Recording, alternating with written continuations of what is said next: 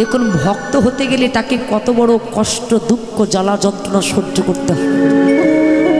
ভগবান নিজ বদনে বলেছে না, এই জগতে যে আমাকে ভালোবাসে আমি এই জগতে তাকে বেশি করে কাঁদাই গো।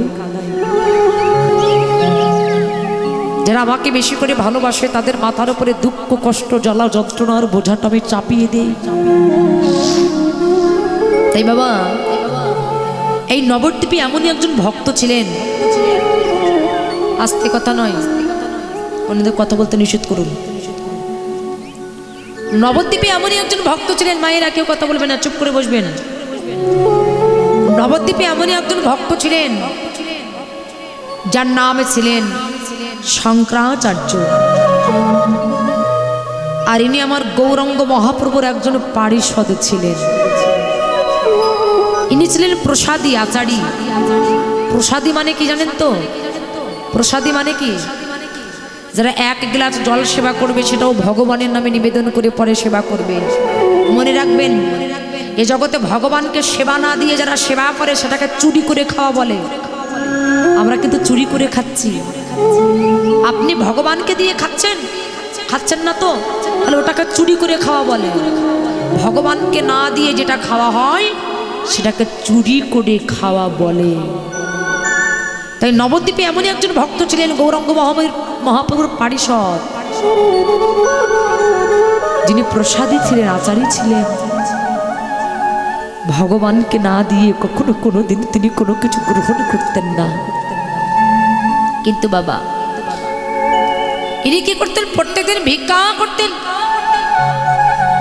ভিক্ষা করে যা পেতেন ভগবানকে সেবা দিয়ে নিজে সেবা করতেন, কিন্তু তার ভিতরে কোনো সঞ্চয়ের বাসনা ছিল না।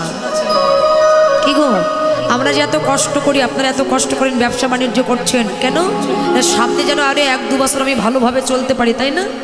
আর ভগবানকে যে ভালোবাসবে তার ভিতরে যদি সঞ্চয় বাসনা থাকবে, এই দিকে লক্ষ্য করবেন, আমার দিকে লক্ষ্য করবেন, আন দিকে তাকাবেন না, মন দিয়ে শুনবেন। বলছে যার ভিতরে সঞ্চয় বাসনা আছে সে কোনোদিন ভগবানের কাছে স্থান পায় না। তাই যদি পেতেন, ভগবান সেবার পরে হর্তিকে সেবা করতেন। গোবিন্দ দাস একটা হর্তিকে বেশি করে রেখেছিলেন কালকের জন্য। ভগবান কি করেছিলেন? গৌরাঙ্গ মহাপ্রভু কি করেছিলেন? তার সঙ্গ থেকে তিনি তাকে বের করে দিয়েছিলেন। এই শঙ্করাচার্য, এনার ভিতরে কোনো সঞ্চয় বাসনা ছিল না। ইনি প্রত্যেকদিন ভিক্ষা করে যা পেতেন ভগবানকে সেবা দিতেন। তা আজকে ভিক্ষা করতে গেছে, কিন্তু কোনো দ্বারে যে একমুষ্ঠ টন্ডুল পাই নাই, মানে ভিক্ষা পাই নাই। ওনার স্ত্রী ছিলেন বড় বুদ্ধিমতী, ওনার স্ত্রী ছিলেন সহধর্মিণী। ও মাইনা, স্ত্রী সবাই হতে পারে, বউ সবাই হতে পারে, কিন্তু সহধর্মিণী কয়জন হতে পারে বাবা? সহধর্মিণী কাকে বলে জানো? এই জগতে সেই হলো সহধর্মিণী। কে বলছে? যে সহধর্মিণী স্বামী যদি অসৎ কর্ম করে, স্বামী যদি কুকর্ম করে, ওই অসৎ পথ থেকে তুলে এনে যে রমণী তার স্বামীকে ধর্মের পথে চালিত করতে পারে, এই জগতে সেই রমণী হলো সহধর্মিণী। তাই বউ সবাই হতে পারে, স্ত্রী সবাই হতে পারে, কিন্তু সহধর্মিণী হওয়া অত্যন্ত কঠিন ব্যাপার। শঙ্করাচার্য খালি ঝুলিটা ওনার সহধর্মিণীর সামনে নিয়ে এসে, ওনার স্ত্রীর নাম ছিলেন সত্যবতী। সত্যবতীর সামনে খালি ঝুলিটা এনে বলছে, সত্যবতী গো, গৌরাঙ্গ মহাপ্রভুর একটা অভ্যাস ছিলেন। কি অভ্যাস? প্রত্যেকদিন ভোরবেলা তার পারিষদগণকে সঙ্গে করে নিয়ে তিনি যখন নাম সংকীর্তন করতেন, এই নাম সংকীর্তন করবার পরে ওই শঙ্করাচার্যের বাড়িতে এসে তার স্ত্রীর হাতে রান্না সেবা না করে তিনি কোনোদিন ঘরে যেতেন না। প্রত্যেকদিন তার বাড়িতে আসতেন। তাই শঙ্করাচার্য তার স্ত্রীর সামনে এসে স্ত্রীকে ডেকে বলছে, সত্যবতী গো,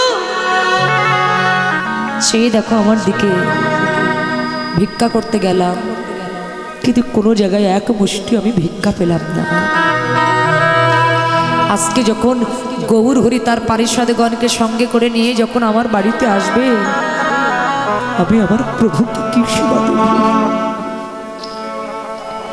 মনুষ্যকুলে জন্ম নিয়ে যদি ভগবানের সেবায় নিজের দেহটাকে আমি না লাগাতে পারলাম, সেই মানব জীবনেরই তো কোনো মূল্য নাই। আমাদের দিকে বিচার করুন বাবা। এই যে আমরা মনুষ্যকুলে জন্ম পেয়েছি, এই মনুষ্যকুলে জন্ম পেয়ে যদি এই সেবায়, গোবিন্দ সেবায় না লাগলো, বৈষ্ণব সেবায় যদি দেহ না লাগলো, তার মানব জীবনের কোনো মূল্য নাই। মনে করবেন সেই দেহ একদিন কুকুর পর্যন্ত শুকবে না। যার দেহ বৈষ্ণব সেবায় লাগে না, যার দেহ গুরু সেবায় লাগে না, যার দেহ গোবিন্দ সেবায় লাগে না, সেই দেহটা একদিন কুকুর পর্যন্ত শুকেও দেখবে না গো। শঙ্করাচার্য নয়নের জলে কেঁদে স্ত্রীকে ডেকে বলছে, সত্যবতী গো, আজকে সকালবেলা আমার গৌরাঙ্গ মহাপ্রভু তার পারিষদগণকে সঙ্গে করে নিয়ে নাম সমাপন করে যখন আমার বাড়িতে আসবে, আমি আমার প্রভুকে কি সেবা দেব তুমি বলতে পারো? বলে দাও। সত্যবতী বলছে, স্বামী গো, তুমি কেঁদো না। আরে আমি তো আছি, চিন্তা করছো কেন? ওই দেখো, তারা ছিলেন অনেক গরিব। ওই দেখো আমাদের ঘরের চালের দিকে লক্ষ্য করে দেখো, আমি বড় স্বাদ করে একটা লাউ গাছ লাগিয়েছিলাম। গৌরাঙ্গ মহাপ্রভুর কচি লাউর পায়েস ছিল তার খুব প্রিয় বস্তু। বলে, ওই যে দেখো একটা লাউ হয়েছে, তুমি চিন্তা করো না, আজকে ভিক্ষা পাওনি তাই কি হয়েছে, ওই কচি লাউটা আমি নিয়ে টুকরো টুকরো করে কেটে আমি পায়েস তৈরি করে প্রভুর সেবায় লাগিয়ে দেব। আর যেই না বলেছে, শঙ্করাচার্য বললেন, ঠিক আছে তাহলে আমি স্নান করে আসি। আর বাবা যখন স্নান করতে গেলেন, ওনার স্ত্রী গাছ থেকে লাউটা পেড়ে রান্নাঘরে গেছে রান্না করতে। সকালবেলা একটু ভোরবেলা রান্না করতে গেছে, রন্ধনশালায় রান্না করতে গেছে। হাতে নিলেন একটা লাউ, আর লাউটা টুকরো টুকরো করবার জন্য তিনি নিলেন একটা ধারালো অস্ত্র। ধারালো অস্ত্রটা নিয়ে বসেছে রন্ধনশালায়। আর এই শঙ্করাচার্যের একটা ছোট্ট ছেলে ছিল, নাম ছিল গোপাল। দেখবেন যখন ভোর হয় তখন অনেক ছোট ছোট বাচ্চাদের ঘুম ভেঙে যায়। আর এই শঙ্করাচার্যের ছেলে নাম হলো গোপাল। যখনই ঘুম ভেঙে গেছে, তার স্ত্রী তো রন্ধনশালায় আসতে হামাগুড়ি দিতে দিতে মায়ের কোলে উঠেছে। আর মায়ের কোলে যেই না উঠেছে, শঙ্করাচার্যের স্ত্রী ছেলেটিকে কোলে নিলেন। কোলে নিয়ে ছোট্ট বাচ্চাটাকে স্তন দুগ্ধ দিচ্ছেন। আর ঠিক সেই সময় গৌরাঙ্গ মহাপ্রভু তার পারিষদগণকে সঙ্গে করে হরি নাম সংকীর্তন করছেন, হরি নামের ধ্বনি করছেন। যখনই হরি নামের ধ্বনি করতে লাগলেন, প্রভু যখন নামে করিতে লাগিলেন, ওই নামের ধ্বনি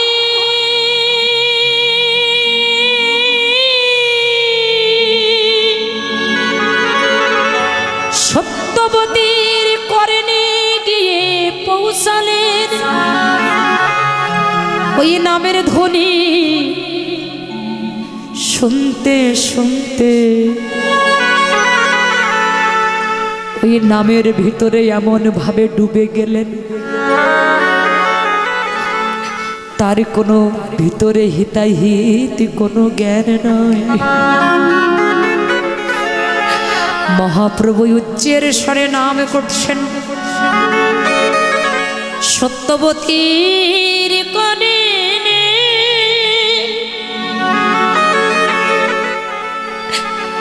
নামের ধ্বনি যাই না প্রবেশ করেছে, তার কোলে যে তার সন্তান আছে, সন্তানকে কোলে নিয়ে যে স্তন দুগ্ধ দিচ্ছে, সত্যবতী মায়া আমার ভুলে গেলেন। ভুলে গিয়ে কি করেছে জানেন তো? এক পাশে রেখেছিল কচি লাউ, আর সামনে ছিল ধারালো অস্ত্র।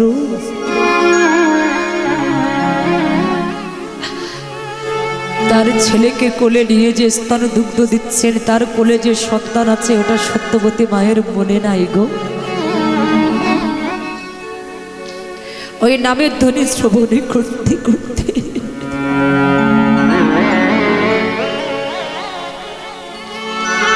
এমন ভাবে নামের ভিতরে ডুবে গেছে,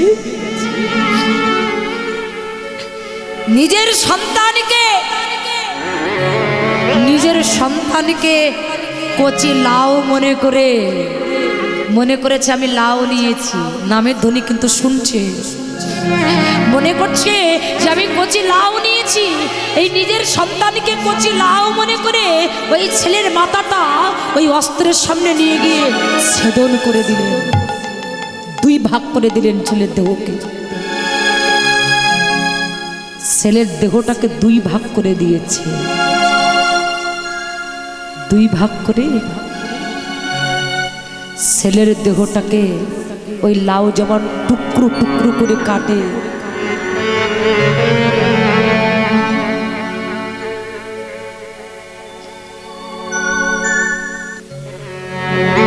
ওই কচি লাউয়ের মতো ছেলের দেহটাকে টুকরো টুকরো করে কেটেছে।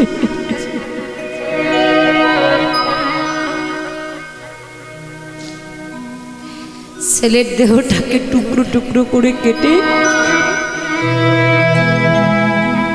একটা বাটির ভিতরে রেখে দিয়েছে।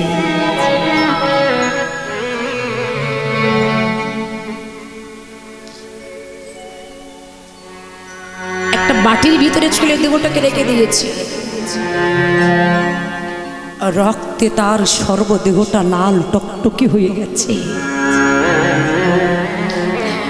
রক্ত গড়াতে গড়াতে উঠানে যেয়ে পড়েছে।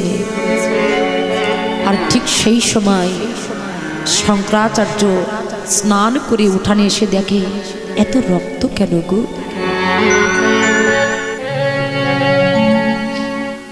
এত রক্ত কোথা থেকে এলো?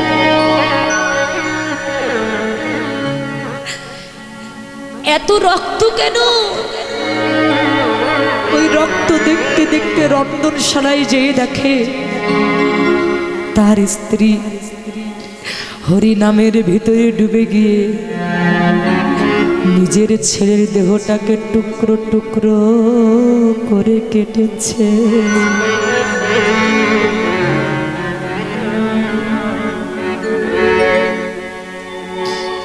নিজের ছেলের দেহটাকে টুকরো টুকরো করে কেটে একটা বাটির ভিতরে রেখেছে। তার কোনো হিতাহিত জ্ঞান নাই। শঙ্করাচার্য তার স্ত্রীকে ডাকছে সত্যবতী, এই সত্যবতী, সত্যবতী। যেই না গায়ে হাত দিয়ে ডেকেছে চমকে উঠলেন, কি হয়েছে? তোমার ছেলে কোথায়? বলে কেন? এই তো আমার ছেলে তো আমার কোলে আছে, আমি স্তন দুগ্ধ দিচ্ছি, তোমার কোলে আছে।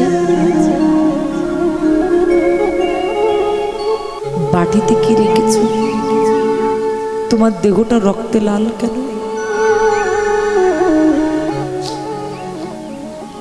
সর্বদেহ রক্তে লাল হয়ে গেছে তোমার ছেলেকে। দেখো তুমি কি করেছো। হরি নামের ধ্বনি শুনতে শুনতে নিজের ছেলের দেহটাকে টুকরো টুকরো করে কেটে তুমি রেখেছো একটা বাটির ভিতরে। দেখো তুমি কি করেছো। সত্যবতী তখন জ্ঞান ফিরে এলো। আর যেই না জ্ঞান ফিরে এসেছে, একটা মাত্র পুত্র তো,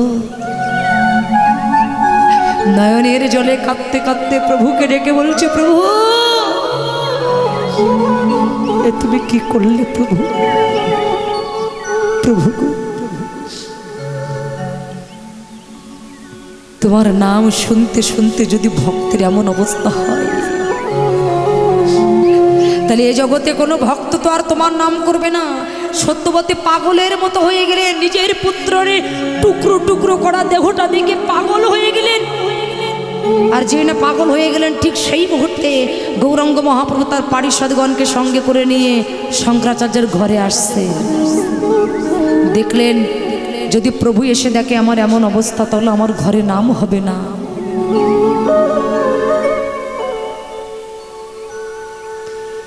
নিজের ছেলের টুকরো টুকরো করা দেহ একটা সাদা কাপড়ে বেঁধে নিয়ে ঘরের একটা কোনায় রেখে দিয়েছে। আর সত্যবতী হা পুত্র বলে যখন কাঁদছে তখন সত্যবতীকে জোর করে ঘরের ভিতরে ধরে নিয়ে একটা বস্ত্র দিয়ে নিজের মুখটা বেঁধে দিয়েছে আর দড়ি দিয়ে হাত বেঁধে পা বেঁধে ঘরের ভিতরে রেখে ঘরের দরজা দিয়ে শঙ্করাচার্য বাইরে আসলেন।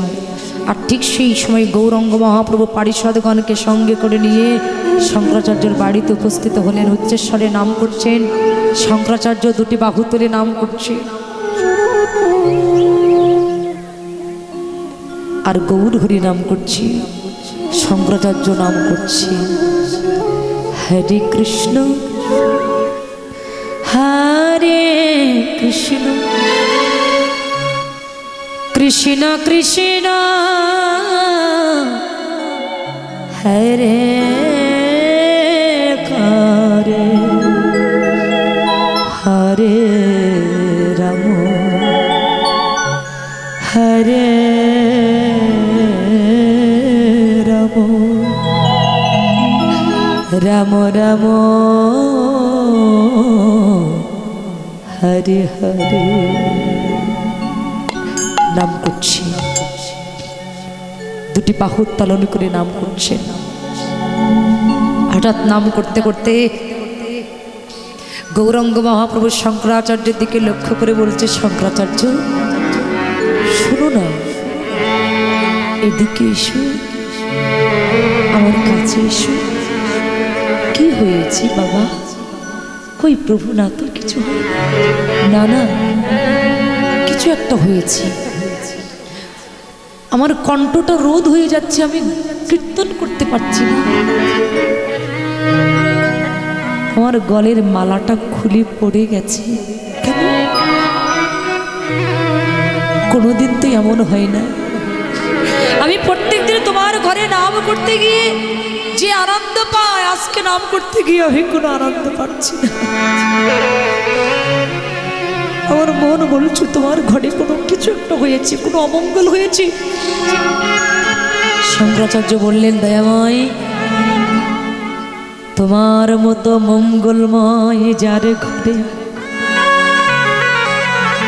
তার ঘরে কি কোনোদিন অমঙ্গল প্রবেশ করে?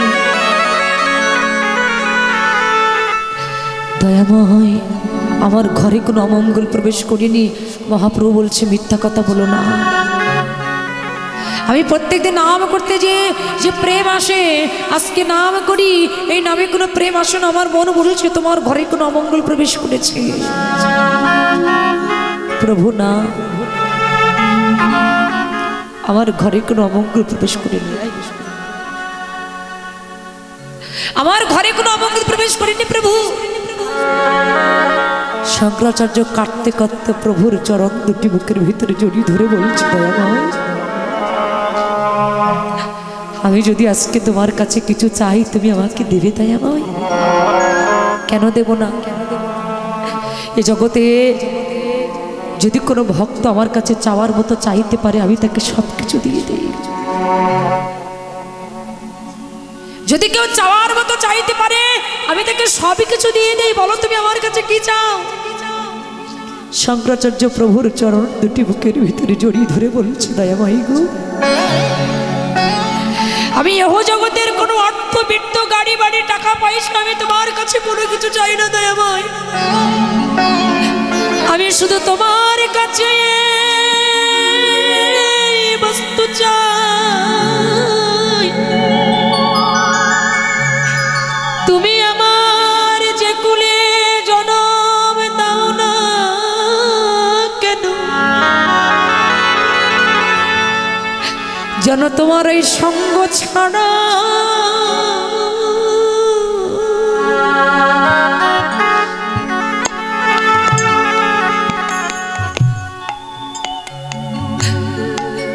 সঙ্গ ছাড়া করো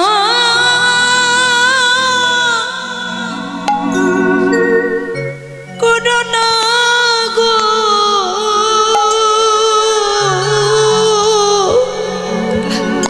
প্রভু দয়া গো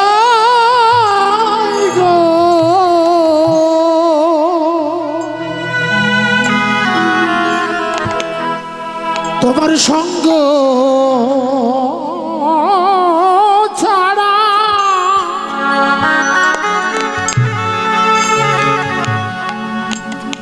জন করে দি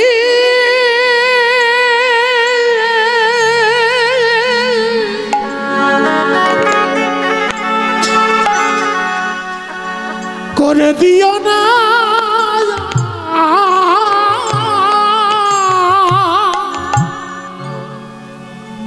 তুমি আমার যে কুলে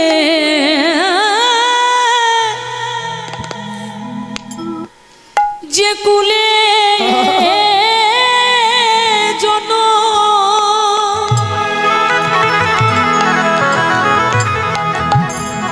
জন্ম দাও না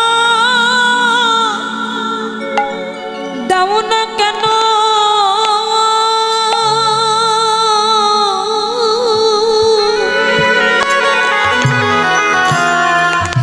তোমার এই চরণ ছাড়া যেন করে দিও না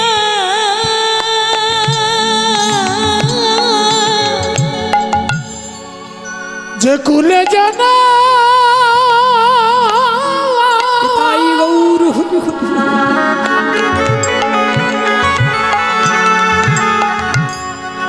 যে কুলে জানা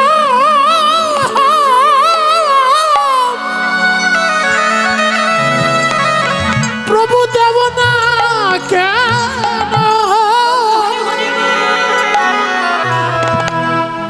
তোমার সঙ্গ ছাড়া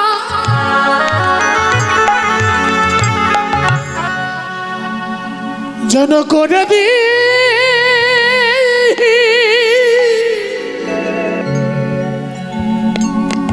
করে দিও না প্রভু আমি কত জন্মে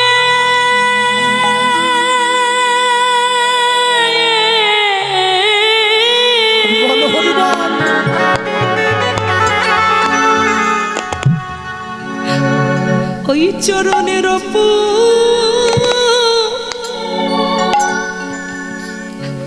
অপরাধী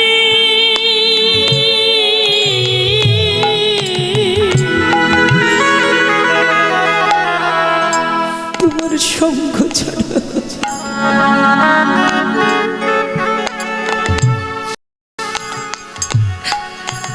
করো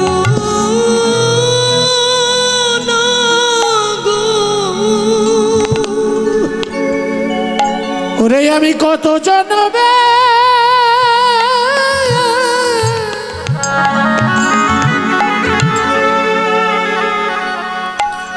ওরে আমি কত জন্মে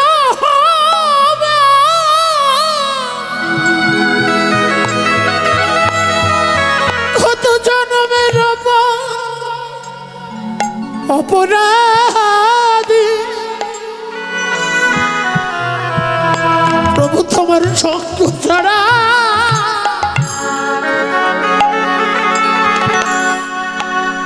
যেন করে দি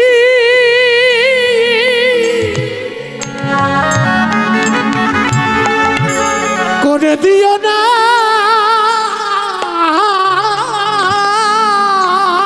তুমি আমার সুখের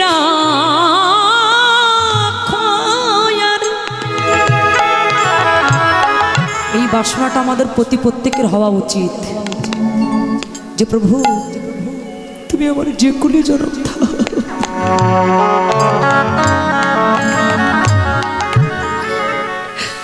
যত কষ্ট দিতে হয় যত লাঞ্ছনা দিতে হয় তুমি আমায় দিও প্রভু কিন্তু প্রভু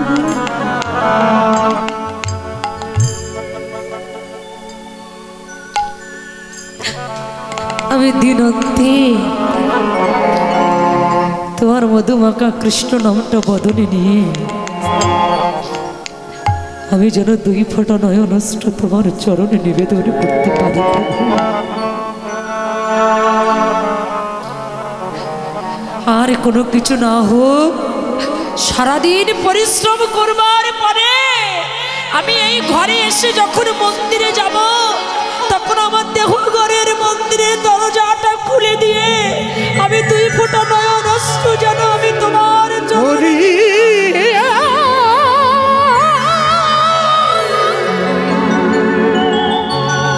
বল রে আমার হরি হরি হরি গৌরাঙ্গ মহাপ্রভু শঙ্করাচার্যকে তার চরণ থেকে তুলে বলছে, হ্যাঁ গো, তোমাকে দেখছি, কিন্তু আমার মা কোথায়? আমার সত্যবতী মা কোথায়?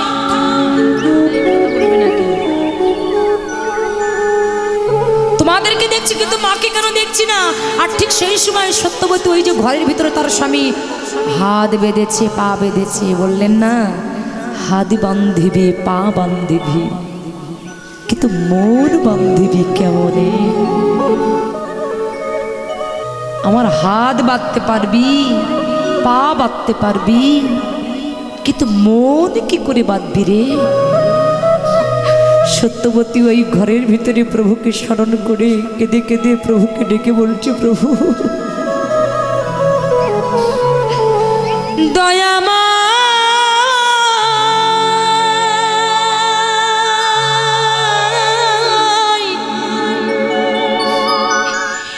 এই কি তোমার লীলা প্রভু, এই কি তোমার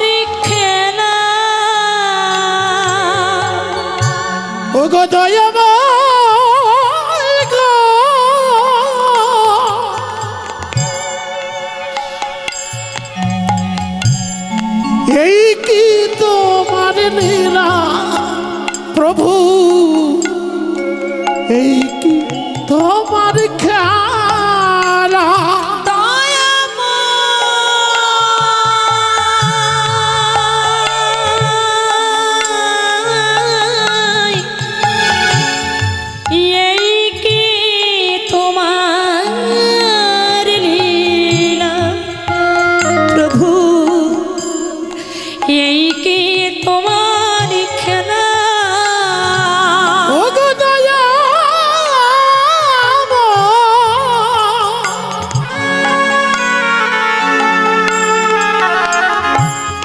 এই কি তোমার লীলা প্রভু, এই কি তোমার খেলা? তুমি কারে হাসা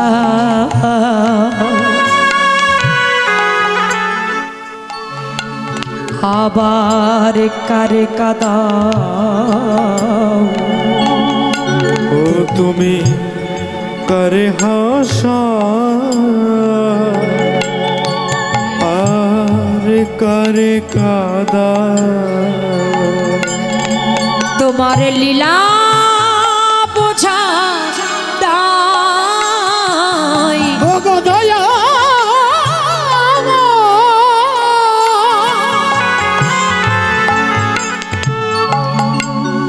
এই কি তোমার লীলা প্রভু,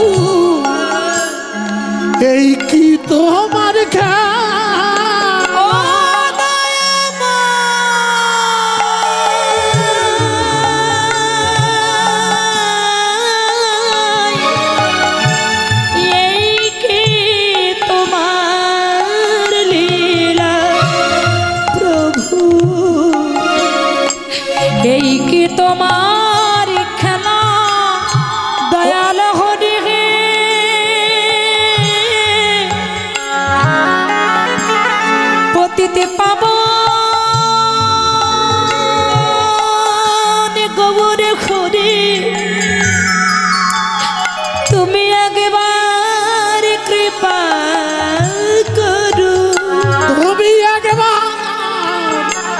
কৃপা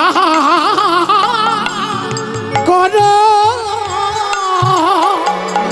সত্যবতী মা ঘরের ভিতরে নয়নের জলটা ছেড়ে দিয়ে প্রভুকে ডেকে বলছো, দয়াময়, শুনেছি তুমি নাকি ভক্তের ভগবান। কোন ভক্ত যদি তোমার নয়নের জল দিয়ে ডাকে, শুনেছি তুমি নাকি ভক্তের নয়নের জলের কাছে বিক্রি হয়ে যাও। তাই যদি হয় প্রভু, আজকেই হতভাগিনী মা তোমাকে ডাকছে, একবারও তুমি কৃপা করো প্রভু। আমার এই ডাক কি তোমার কর্মে যায় না? যেই না সত্যবতী মা আমার প্রভুকে ডাকতে লাগলেন, মহাপ্রভু ছুটতে ছুটতে এসে ঘরের দরজাটা খুলে দিলেন। খুলে দিয়ে দেখে সত্যবতী মাকে ঘরের ভিতরে বেঁধে রেখেছে। মহাপ্রভু ছুটতে ছুটতে গিয়ে সত্যবতীর হাতের বাঁধনটা খুলে দিলেন, পায়ের বাঁধনটা খুলে দিলেন, মুখের কাপড়টা খুলে দিলেন। আর যেই না খুলে দিয়েছে, সত্যবতী মা আছাড় খেয়ে প্রভুর চরণে পড়ে চরণ দুটি বুকের ভিতরে জড়িয়ে ধরে বলছে, প্রভু, প্রভু গো,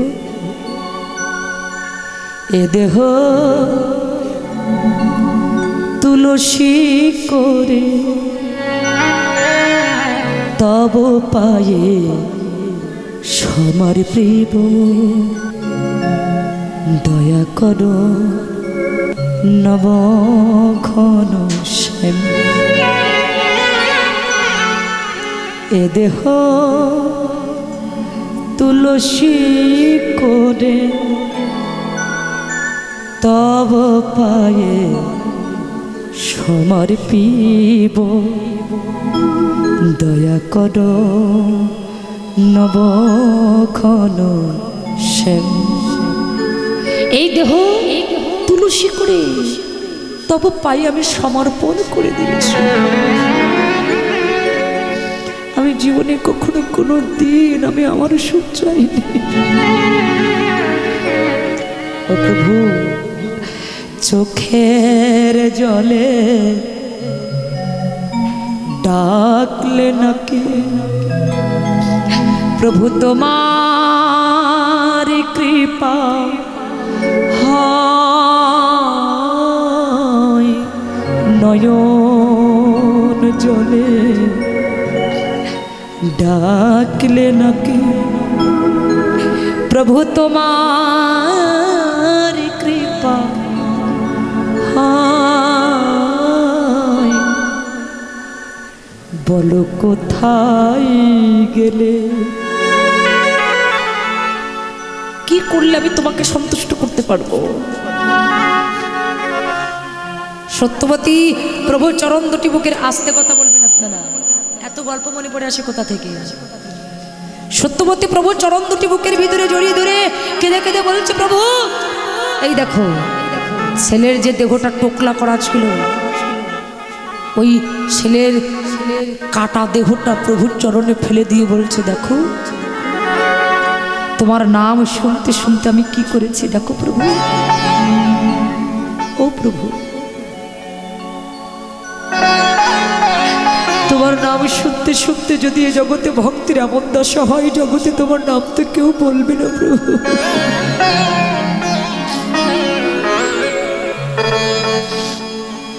কেউ তোমার নাম বলবে না। আজকে আমার এমন অবস্থা, তুমি শুধু তোমার নাম শুনতে শুনতে। আর যেই না বলেছে, ওই যে সত্যবতীর ছেলের দেহটা টুকরো টুকরো করা ছিলেন, গৌরাঙ্গ মহাপ্রভু ছেলের গায়ে একটা হাত বুলাইয়ে দিলেন।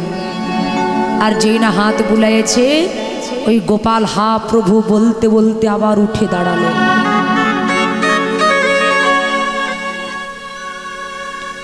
প্রভু বলতে বলতে যখন উঠে দাঁড়িয়েছে,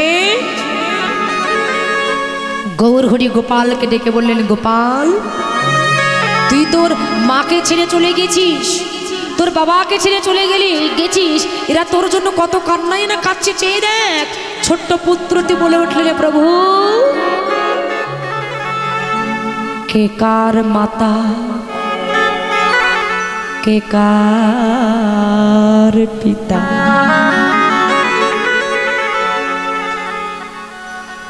ও প্রভু শোনো না, তুমি কোন পিতা মাতার কথা বলছো? কে কার মাতা কে কার পিতা? এই যে সংসারে আপনি বাবা হলেন, কারো ভাই কারো বন্ধু, কিন্তু কে কার? এই জগতে কে কার? এই যে দেখবেন টিভিতে যেমন অভিনয় হয়, কেউ সিরিয়ালে বইতে যেমন অভিনয় করে, সংসারে আমরা অভিনয় করছি। এই অভিনয় করতে করতে যেদিন আমার অভিনয়টা শেষ হয়ে যাবে, আমি যেমন মাতৃগর্ভ থেকে পৃথিবীতে আমি একা এসেছিলাম, এই পৃথিবী যেমন আছে তেমনই ঠিক রাখবে। সুন্দর পৃথিবী ছেড়ে একদিন সবার চলে যেতে হবে রে মন। আপন আপন করছো জানে, কেউ তো আপন নয়। দুই এক দিনের দেখাশোনা আমাদের পথের পরিচয় রে মন। পথের পরিচয় ভাই বলো বন্ধু বলো, কেউ তো কারণ নাই, কেউ তো কারণ দু এক দিনের দেখাশোনা পথের পরিচয় রে মন। পথের পরিচয়, পথের পরিচয়। পুত্রটা বলে ওঠেন, শোনো প্রভু, তুমি মোর মাতা, তুমি মোর পিতা, তুমি মোর ভাই, তুমি মোর বন্ধু, তুমি মোর পুত্র, তুমি মোর কন্যা, তুমি আমার স্বামী, তুমি আমার স্ত্রী, তুমি আমার সবই কিছু প্রভু। তুমি ছাড়া এই জগৎ আমার আপন বলতে প্রভু আর কেউ নয়। ওই যে আমার মা কাঁদছে, ওকে কাঁদতে নিষেধ করো। কাঁদতে যদি হয় তোমার নাম নিয়ে কাঁদতে বলো। ছেলের মুখে এই কথা শ্রবণ করে সত্যবতী তখন জ্ঞান ফিরিয়ে এলেন, তাই তো আমি ভুল করেছি। ছুটতে ছুটতে গিয়ে প্রভুর চরণ দুটি বুকের ভিতরে জড়িয়ে ধরে বলছে, প্রভু আমি বড় ভুল করেছি, তুমি আমায় ক্ষমা করে দাও। সত্যই তো, আমি কার জন্য কাঁদছি? আমি যার জন্য কাঁদছি ও তো আমার আপন নয়। এ জগতে আমার আপন তুই একমাত্র তুমি প্রভু। আমাদের আপন কি গো? বললেন আমাদের প্রতি প্রত্যেকের একমাত্র আপন জন হলেন একমাত্র আমার অনাদি আদি শ্রী গোবিন্দ, তিনি হলেন আমার একমাত্র আপন জন। তাই চোখের জলটা যদি ফেলাতে হয়, কৃষ্ণ বলে তুমি দুই ফোঁটা নয়নে জল ফেলিয়ে দাও। হা গৌর বলে তুমি দুই ফোঁটা নয়ন অশ্রু নিবেদন করো। যদি হা গৌর বলে, হা কৃষ্ণ বলে তুমি দুই ফোঁটা নয়নের জল তুমি নিবেদন করতে পারো, তবে তোমার মানব কুলে জন্ম পাওয়ার সার্থক। হরি হরি বলো রে, বলো রে, বলো রে